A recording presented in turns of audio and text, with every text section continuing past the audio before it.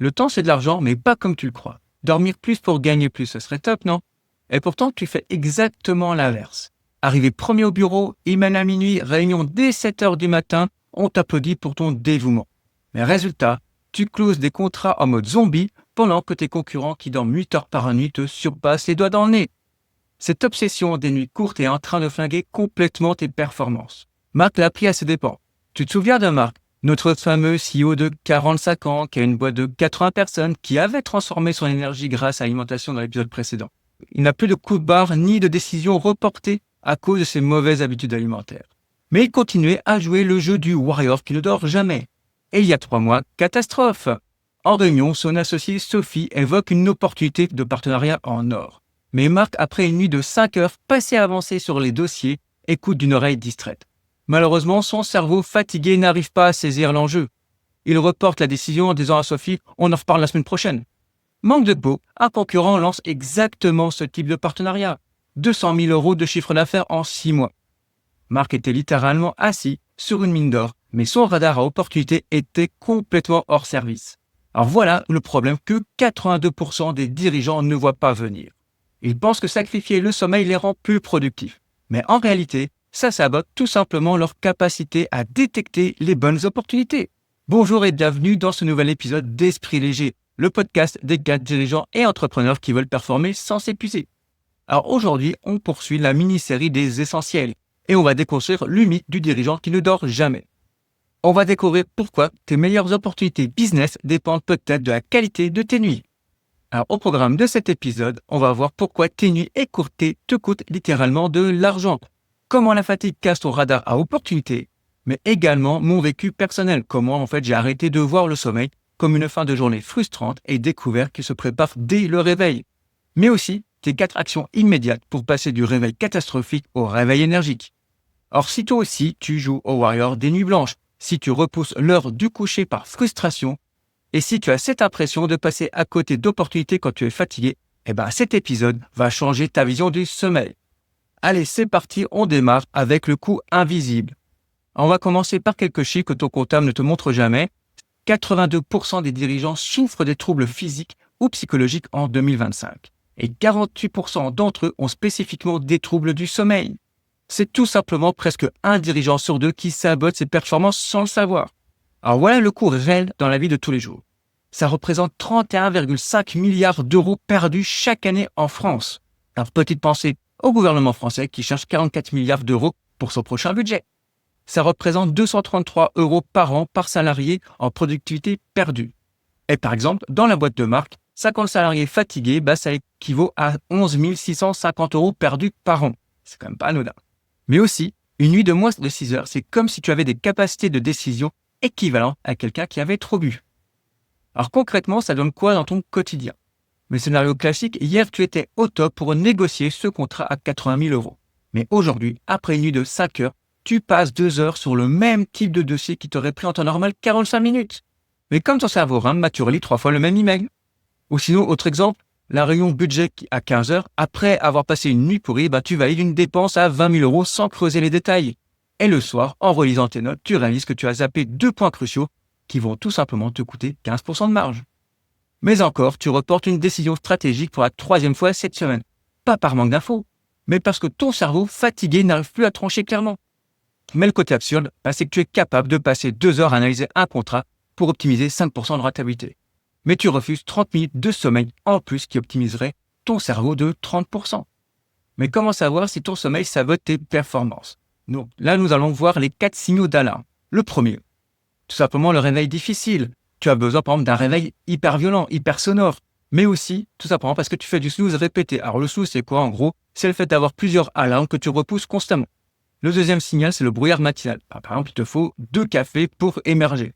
Le troisième, c'est le coup de barre de 15 heures. Alors attention, là je ne parle pas du coup de barre de 15 heures qui est lié à une digestion à cause d'un repas trop copieux. C'est quand tu as envie de dormir tout simplement après tes déjeuners systématiques, même quand tu as mangé de manière légère. Là, tu peux dire, c'est peut-être un signal d'alarme. Et le 4e signal, c'est tout simplement de reporter systématiquement des décisions. Tu remets à plus tard par manque de clarté. Mais à l'inverse, on va voir aussi qu'est-ce qu'un sommeil réparateur. Un sommeil réparateur, c'est quand tu as un réveil qui est naturel ou un réveil qui est doux. Tu as une clarté immédiate dès le réveil, tu as une énergie stable jusqu'à 17 heures à peu près et tu es capable de prendre des décisions nettes même dans l'après-midi. Alors, à savoir que l'université de Berkeley est formelle. La privation de sommeil altère les zones du cerveau liées à la prise de décision, mais augmente aussi les décisions risquées sans avoir conscience des conséquences. On va revenir à notre cher Marc. Par rapport à l'épisode précédent, on a parlé d'alimentation. Donc Marc, il avait bien avancé là-dessus, mais il avait aussi découvert un piège sournois. C'est-à-dire que ces dîners de dirigeants pouvaient tout saboter. Et par exemple, le repas d'affaires qui a lieu le soir à 21h30, quand Marc il a pris son pavé de bœuf sauce 3 fromages, le fameux plat qu'il adore. Avec en plus un digestif, il s'est couché après minuit avec l'estomac complètement en feu. Et le résultat, c'est qu'il a une digestion compliquée. Et ça, qu'est-ce que ça va entraîner? Une énergie qui va être détournée du cerveau vers l'estomac toute la nuit. Alors, une règle simple, c'est fini de manger 2 heures minimum avant le coucher. Tu peux tester ça cette semaine. Tu vas comparer en fait une nuit après un dîner léger et une nuit après un repas qui est lourd et tardif. Ensuite, tu vas noter justement tes heures de sommeil à côté de tes grosses décisions. Et à ton avis, tes meilleures décisions, c'est après quel type de nuit? Et enfin, tu vas noter ton réveil sur 10 chaque matin. 1, c'est un réveil brutal avec snooze et 10, c'est un réveil naturel avec plein d'énergie. Maintenant, on va voir comment la fatigue peut te faire rater des contrats. Et ça, c'est ce que j'appelle en fait le radar à opportunité. Donc ça, c'est quelque chose qu'en fait, on ne t'a jamais certainement expliqué, ou en tout cas qu'on n'en entend pas vraiment parler. Il existe en fait une capacité scientifiquement mesurable appelée la vigilance entrepreneuriale. C'est tout simplement ta capacité spéciale à remarquer des idées et des opportunités que les autres ne voient pas. Et cette capacité repose en fait sur 3 mécanismes précis. Donc le premier mécanisme, c'est tout simplement scanner l'horizon. C'est être tout simplement curieux et chercher activement des signaux faibles dans ton environnement. En pratique, c'est quand tu es en conversation totalement détendue avec un client et en fait, tu vas remarquer quand il évoque un problème récurrent par exemple, dans son business. Et le mécanisme 2, tu vas en fait connecter les points. C'est faire tout simplement des liens créatifs entre des informations apparemment déconnectées. En gros, tu vas associer cette frustration de ton client qu'on vient de voir juste avant avec une solution que tu pourrais développer, que tu as certainement déjà. Et le troisième mécanisme, c'est évaluer le potentiel. C'est tout simplement de juger rapidement si cette nouvelle idée mérite d'être explorée. Calculer le retour sur investissement potentiel, les ressources nécessaires. Mais alors du coup, quel est le problème? En fait, la fatigue et la somnolence agissent comme un brouillard cérébral qui va détruire ces 3 capacités. Et la science française est formelle. Un sommeil dégradé va affecter négativement 1. La capacité à faire des connexions et des associations entre des informations disparates. Et de 2. La fatigue a des effets négatifs sur la capacité à évaluer et à juger de la rentabilité des idées nouvelles. Et ça, c'est pas moi qui le dis, c'est la revue de l'entrepreneuriat en 2017. Maintenant, je vais te parler d'un impact chiffré par Harvard Business Review à ce niveau-là. C'est que les dirigeants fatigués ont 30% moins de chances de détecter les opportunités d'affaires et font en général 40% plus d'erreurs dans l'évaluation de nouvelles idées. Voilà pourquoi Marc a raté tout simplement ses 200 000 euros d'opportunités. Pas par manque de compétences, ni par manque d'expérience, mais parce que son cerveau fatigué n'a pas su faire les connexions quand son associé Sophie lui présentait l'idée de partenariat en or. Alors les opportunités sont déjà là, mais la fatigue t'empêche de les voir. C'est comme avoir des lunettes sales. Le paysage est magnifique, mais tu ne distingues que du flou. Alors c'est un peu extrême comme comparaison, mais tu as saisi l'image. Alors ce que tu peux faire comme action immédiate dès cette semaine, tu vas pouvoir programmer des rendez-vous stratégiques et créatifs au moment où tu es le plus reposé. Apprends tout simplement à détecter tes moments de pic cognitif. Chaque matin, tu vas noter ton niveau d'énergie mentale de 1 à 10. Et au bout de quelques jours, tu verras un pattern, c'est-à-dire ces créneaux où justement tu peux caler tes rendez-vous stratégiques et créatifs. Alors ce que tu peux faire cette semaine, en fait, tu vas prendre tout simplement les jours où tu as une bonne nuit et les jours où tu as une mauvaise nuit. Et tu vas comparer ta capacité à détecter des opportunités, à faire des liens créatifs et à évaluer des projets. Et franchement, je pense que tu vas halluciner quand tu vas voir la différence. Alors maintenant, je vais te raconter un peu mon expérience personnelle avec le sommeil. Parce qu'en effet, j'ai une relation assez particulière avec le sommeil. Ça a duré des années et en plus, un cerveau hyperactif la nuit, je peux te dire que je cogitais, je ressassais tout, le boulot, les projets, les trucs perso. Bref, le lendemain, j'étais épuisé, j'accumulais un peu plus de dettes de sommeil chaque jour. Mais le pire, c'était en fait cette frustration. Aller au lit pour moi, c'était accepter la fin d'une journée où je n'avais pas vraiment eu beaucoup de temps pour moi, où je n'avais pas profité. Alors je repoussais. Je repoussais quoi? Tout simplement le fait d'aller au lit. Alors encore 10 minutes à regarder la télé, des fois ça pouvait être jouer sur ordinateur, voilà. Bref, en fait j'avais toujours un truc à faire. Et inconsciemment, en fait, je sabotais mes nuits par pure frustration.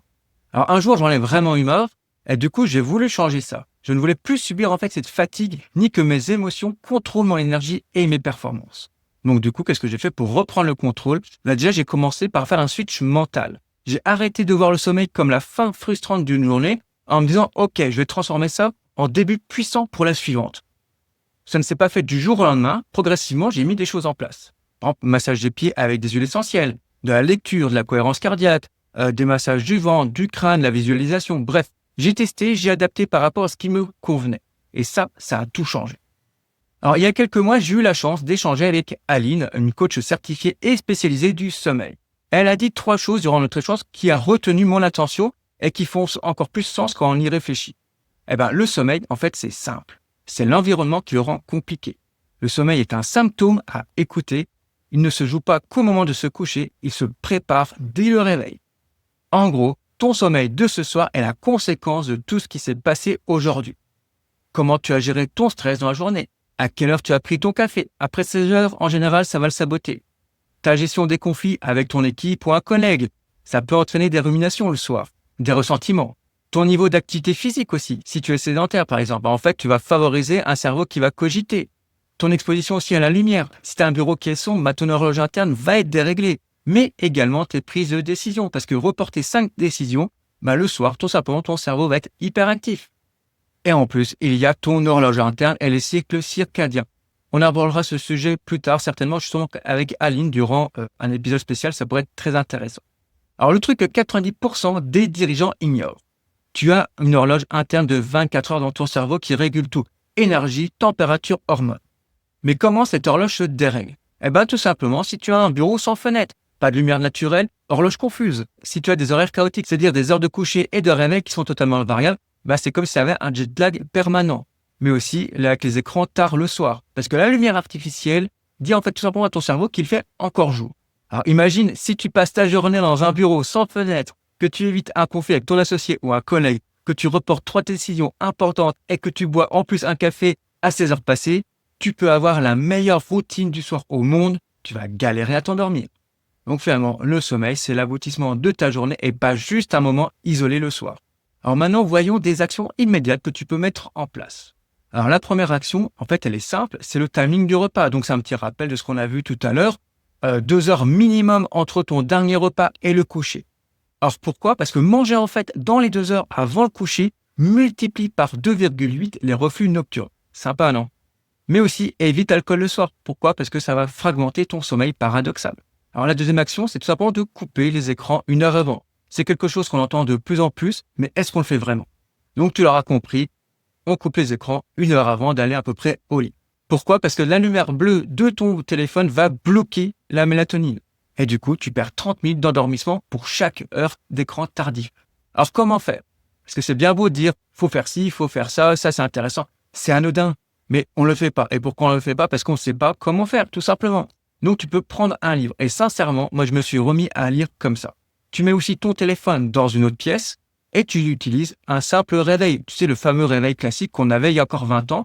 Il a de beaux jours devant lui. Tu peux l'utiliser, tu le mets sur ta table de nuit, tu mets ton téléphone dans une autre pièce, tu prends un bouquin et tu vas voir, tu vas beaucoup mieux dormir.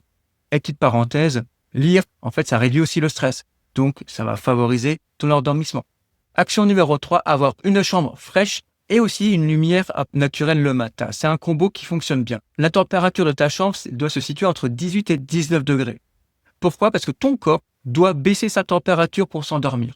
Donc, si tu as une chambre qui est plus fraîche, la température va se baisser plus rapidement. Et pour la lumière naturelle, essaye de passer 10 minutes dehors dès le réveil pour recaler ton horloge interne. La lumière matinale synchronise tout simplement tes cycles circadiens. Alors, si tu es en appartement, ça peut être un peu plus délicat. Ce que tu peux faire déjà, effectivement, c'est ouvrir les volets, même ouvrir tout simplement tes fenêtres pour avoir de l'air. Essaye de mettre en place des choses comme ça, c'est assez simple, mais ça peut déjà changer pas mal de choses. Et l'action numéro 4, c'est la sieste stratégique. Alors moi, je suis un adepte total de la sieste stratégique, entre 13 et 15 heures à peu près, et jamais plus de 20 minutes. Alors ce que tu peux faire, c'est mettre dans ton agenda une réunion stratégique avec toi-même par rapport à la sieste. La sieste, ça équivaut finalement à 1 heure de sommeil nocturne et ça peut être un boost cognitif de 34%. Alors tu peux faire un petit combo avec le café. Donc tu vas faire ta sieste par exemple à 13 heures. Tu prends ton café et seulement après tu vas faire ta sieste. Ça peut paraître contre-productif. Mais ce qui est intéressant, c'est qu'en fait, la caféine va mettre 15-20 minutes pour faire effet. Et donc, si tu as compris, tout simplement, c'est que au moment où tu vas finir ta sieste, tu vas avoir l'effet cognitif, du boost cognitif, mais aussi de la caféine. Nous allons voir maintenant une technique bonus qui s'appelle l'inquiétude programmée. Si tu écoutes le podcast depuis le début, tu te souviens peut-être de l'astuce du shutdown qu'on a vu dans l'épisode organisation. En gros, ça consistait à vider son cerveau sur un papier en fin de journée par rapport aux tâches qu'on a au travail. Alors ici, c'est à peu près le même principe. On va bloquer 15 minutes dans la journée, 14h, 14h15 par exemple. Éventuellement, tu peux même le faire avant ta sieste. Ça permettra finalement de te vider encore plus la tête. Et qu'est-ce que tu vas faire pendant ces 15 minutes? En fait, tu vas tout simplement t'inquiéter de tout ce qui te tracasse. Et tu vas lister tout ça sur un papier. La réunion mensuelle, la clôture annuelle, faire ta note de frais, gérer la paperasse, répondre à ton comptable qui attend tes documents depuis 3 semaines ou tout simplement le repas avec la belle-mère que tu n'as pas envie de faire. Bref, le soir, quand tu seras au lit, en fait, ton cerveau, ça va lui dire « j'ai déjà traité ça à 14h ». Alors, pourquoi ça marche? Eh bien, en fait, l'Université de Californie à San Francisco prouve que ton cerveau arrête de cogiter la nuit car il sait qu'il y a un moment dédié. Et comme tu as passé 15 minutes dans la journée, tu as déjà eu tout simplement ce moment qui était dédié. Alors maintenant, nous allons voir l'impact du sport sur le sommeil. Alors brièvement, on va pas faire des études scientifiques, mais je vais simplement revenir à Marc. Pourquoi? Parce que Marc, lui, il voulait bien faire. Il se remit au sport pour mieux dormir. Sauf que c'était une totale catastrophe. Son erreur, en fait, il a fait du cardio à 19h30. Résultat, il était couché à 23h, mais endormi seulement à 1h du matin. Et pourquoi? Parce que le sport tardif augmente la température corporelle pendant 4 à 6 heures. Alors la solution, éventuellement faire du sport le matin, entre 6h et 9h, ou en début d'après-midi, 13h, 16h à peu près. Mais jamais après 18h, sauf si c'est un sport qui est extrêmement doux, le yoga par exemple. Alors du coup, Marc a tout simplement décalé sa séance à 7h du matin avant d'aller travailler, et cela a permis de réduire son endormissement. Alors place maintenant à une excuse qui revient souvent et qui est finalement légitime, c'est le « je n'ai pas le temps pour dormir 8 heures d'affilée ». Et pourquoi c'est légitime? Parce que il y a une stat qui dit que justement les dirigeants dorment en moyenne 6h43 par nuit. En effet, trouver 8 heures, c'est compliqué. En plus, quand les cas dirigeants ou entrepreneurs, on a des journées qui sont assez larges d'un point de vue amplitude horaire. Donc faire 8 heures d'affilée, c'est compliqué. Alors l'alternative, c'est de faire des nuits de 6h30 chaque jour à heure fixe. Et d'introduire une sieste de 15 minutes stratégique comme on l'a vu tout à l'heure. En fait, ça vaut mieux de faire ça que de faire 8 heures qui sont, on va dire, chaotiques avec des horaires de coucher et de réveil qui sont variables. Une étude sur 60 997 participants précisément montre que dormir à heure fixe protège mieux la santé que dormir longtemps de façon totalement variable. Cette semaine, ce que tu peux faire, en fait, c'est choisir une des 4 actions qu'on a vues précédemment, voilà, les 4 actions essentielles. Et tu vas en fait pouvoir la mettre en place pendant une semaine. D'accord? Tu vas tester. Et ensuite, une fois que tu l'auras bien intégré, tu vas pouvoir passer à une autre. Alors, ton indicateur pour voir si ça fonctionne, c'est de noter ton réveil sur 10 chaque matin. 1, c'est quand tu as eu un réveil brutal avec du snooze. Et 10, c'est quand tu as un réveil naturel avec plein d'énergie. Ton objectif, par exemple, c'est de passer de 3-4 à 7-8 en une semaine. Alors, pour résumer cet épisode, on a vu plusieurs révélations. On a vu justement que le manque de sommeil te coûte littéralement de l'argent, qu'une nuit de 5 heures va te faire prendre des décisions avec la capacité de quelqu'un qui a bu, que ton radar opportunité est directement lié à ton sommeil, mais aussi que le sommeil ne se prépare pas uniquement à 22 heures avec des rituels, il se construit dès 7 heures du matin. Que ton exposition à la lumière, ton dernier café et tes décisions reportées, tout impacte ta nuit. Ce que tu vas faire le soir va tout simplement sublimer cela. Et aussi, nous avons vu le switch mental. Ne plus voir le sommeil comme une fin frustrante d'une journée où on n'a pas pu faire ce qu'on voulait, mais de le considérer comme le début puissant de la suivante. Dans le prochain épisode, nous continuerons la mini-série des essentiels. On parlera de sport, activité physique, comment ça peut améliorer ton énergie et ton sommeil au lieu de les détruire. Je te remercie d'avoir écouté cet épisode en entier. Partage-le à un de tes proches qui galère avec son sommeil. Et rappelle-toi, dormir plus peut te faire gagner plus.